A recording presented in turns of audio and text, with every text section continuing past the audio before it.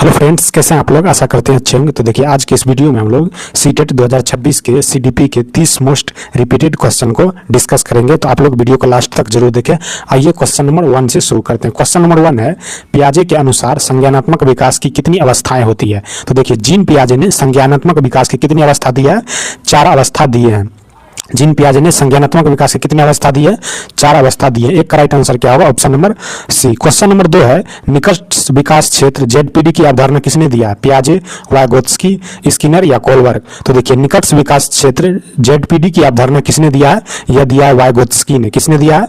Vygotsky ने निकट विकास का क्षेत्र का सिद्धांत दिया है। 2 का राइट आंसर क्या होगा? Option number B. Question number 3 है, गार्नर का बहुबुद्धि सिद्धांत किस पर बल देता है? एकल बुद्धि, रटने की क्षमता, विभिन्न प्रकार की बुद्धियां, केवल आईक्यू। तो देखिए, गार्नर का बहुबुद्धि सिद्धांत किस पर बल देता है? वह बल देता है विभिन्न प्रकार की बुद्धियों पर। किस पर बल देता है? विभिन्न प्रकार की बुद्धियों पर। 3 का राइट आंसर क्या होगा? Option number C. Question number 4 है, सीखने का सबसे प्रभावी तरीका कौन सा है? दंड। देखिए, दंड कभी भी सीखने का प्रभावी तरीका नहीं हो सकता है। रटना भी सीखने का प्रभावी तरीका नहीं हो सकता है। डर भी सीखने का प्रभावी तरीका नहीं हो सकता है। सीखने का सबसे प्रभावी तरीका हो सकता है सक्रिय सहभागिता। क्या? सक्रिय सहभागिता जो है सीखने का सबसे प्रभावी तरीका हो सकता है। 4 का राइट आंसर क्या होगा? Option number C. Question number 5 है, कोलबर्ग का सिद्धांत किससे संबंधित है? भाषा विकास, नैतिक विकास, शारीरिक विकास या स्मृति विकास। तो देखिए, कोलबर्ग का नैतिक सिद्धांत कौन सा सिद्धांत दिया था? कोलबर्ग ने नैतिक विकास का सिद्धांत दिया था। कौन से विकास का? नैतिक विकास का सिद्धांत दिया था। 5 का राइट आंसर क्या होगा? Option number B. Question number 6 है, समावेशी शिक्षा का उद्देश्य क्या होता है? कमजोर बच्चों को अलग करना। देखिए, कभी भी समावेशी शिक्षा का उद्देश्य कमजोर बच्चों को अलग करना नहीं होता है। सभी बच्चों को समान अवसर देना, यह बात सही हो सकता है। केवल प्रतिभाशाली बच्चों को पढ़ाना नहीं, केवल प्रतिभाशाली बच्चे को हमें नहीं पढ़ाना है।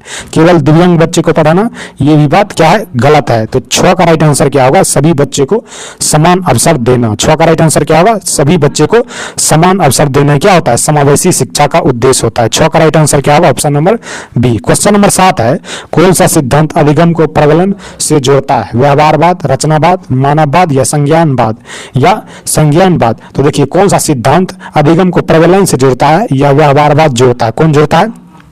व्यवहारवाद जो है अधिगम को प्रबलन से जोड़ता है। 7 का राइट आंसर क्या होगा? Option number A.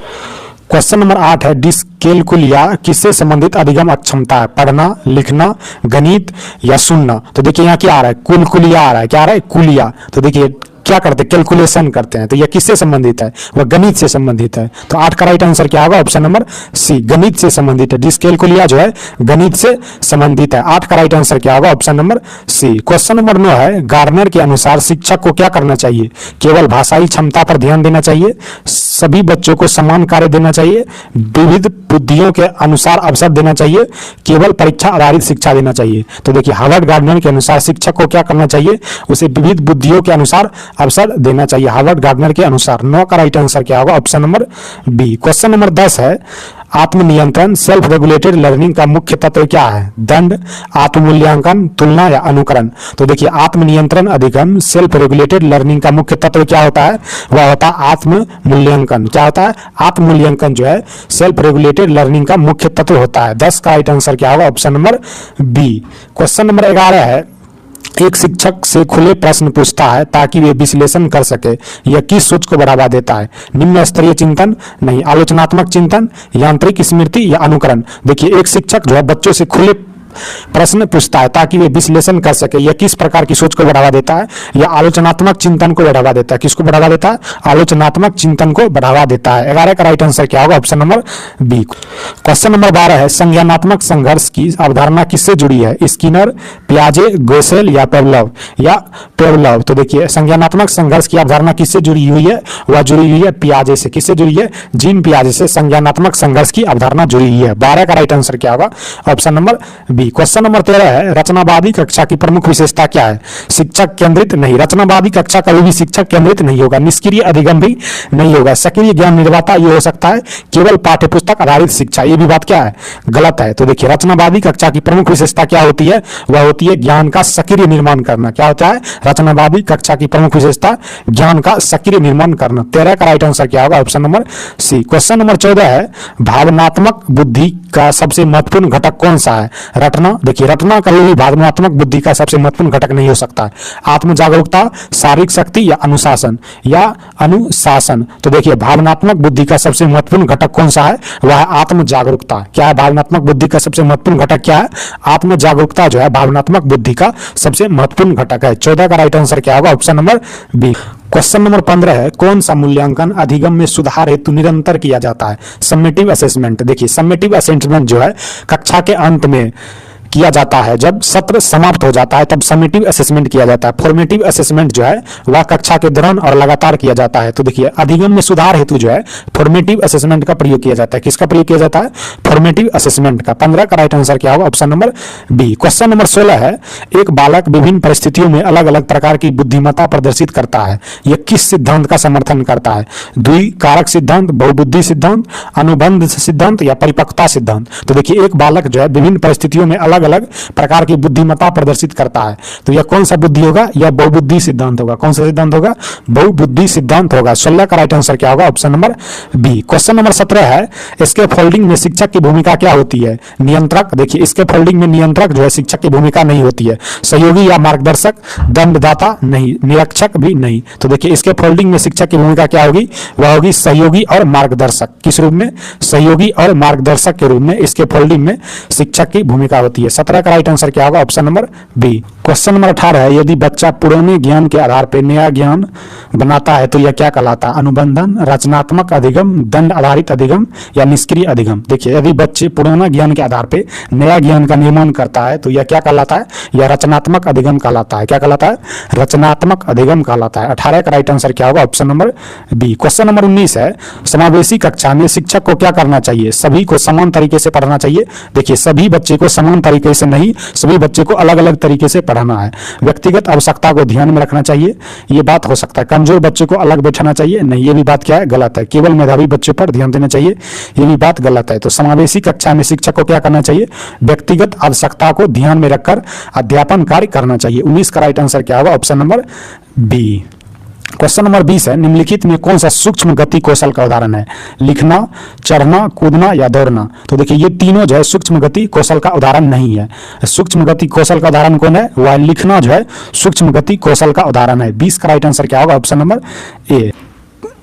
Question number 21 है, किशोर डैश अनुभव कर सकता है? बचपन में किए गए अपराधों के प्रति डर के भाव, आत्मसिद्धि के भाव, जीवन के विषय में परिवर्तन, इच्छुक और स्वयं से सरोकार। इच्छुक और स्वयं से सरोकार। तो देखिए किशोर डैश का अनुभव करता है? वह करता है इच्छुक और स्वयं से सरोकार। क्या अनुभव करता है? इच्छुक और स्वयं को सरोकार करता है। 21 का राइट आंसर क्या होगा? Option number 4। क्वेश्चन नंबर 22 है, शारीरिक रूप से अक्षम बच्चों को सामान्यतः होता है डिसकैलकुलिया, डिसलेक्सिया, डिसग्राफिया, डिसमिथिया या डिसमिथिया। तो देखिए शारीरिक अक्षमता किससे संबंधित है?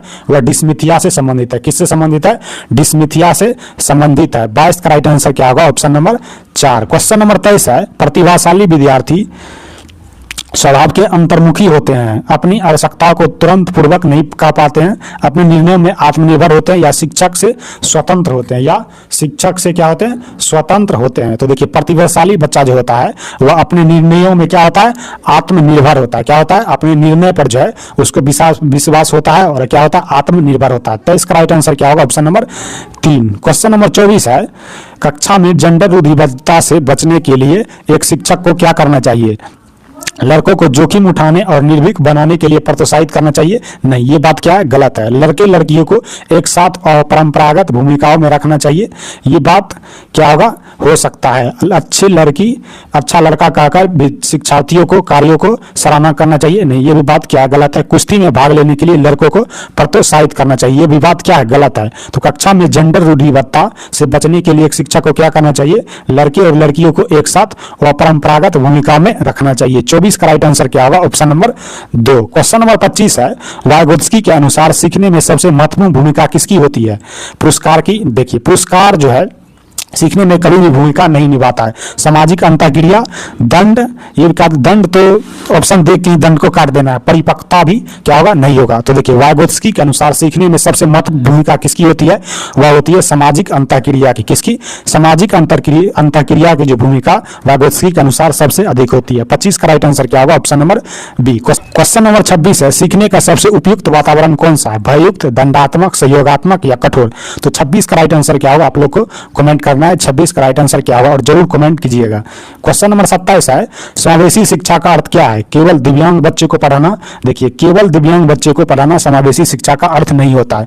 केवल मेधावी बच्चों को पढ़ाना, ये भी बात क्या है, गलत है। सभी बच्चों को साथ पढ़ाना, ये समावेशी शिक्षा का मतलब हो सकता है। केवल ग्रामीण बच्चों को पढ़ाना, ये भी बात क्या है, गलत है। तो 27 का राइट आंसर क्या होगा, ऑप्शन नंबर सी। सभी बच्चों को साथ पढ़ाना क्या होता है, समावेशी शिक्षा का उद्देश्य होता है। 27 का राइट आंसर क्या होगा, option number C. Question number 28 है, अधिगम को प्रभावी बनाने के लिए शिक्षक को क्या करना चाहिए, केवल व्याख्यान देना, विद्यार्थियों को सक्रिय बनाना, दंड देना या गृहकार्य ना देना। तो देखिए अधिगम को प्रभावी बनाने के लिए शिक्षक को क्या करना चाहिए, उसे विद्यार्थियों को सक्रिय बनाना चाहिए। क्या करना चाहिए, विद्यार्थी को सक्रिय बनाना चाहिए अधिगम को प्रभावी बनाने के लिए। 28 का राइट आंसर क्या होगा, option number B. Question number 29 है, बालक का प्रथम विद्यालय कौन होता है, समाज, परिवार, विद्यालय या खेल का मैदान। तो देखिए बालक का प्रथम विद्यालय कौन होता है, वह परिवार होता है। कौन होता है बालक का प्रथम विद्यालय, परिवार जो है बालक का प्रथम विद्यालय होता है। 29 का राइट आंसर क्या होगा, option number B. Question number 30 है, रचनावादी दृष्टिकोण में शिक्षक की भूमिका क्या होती है,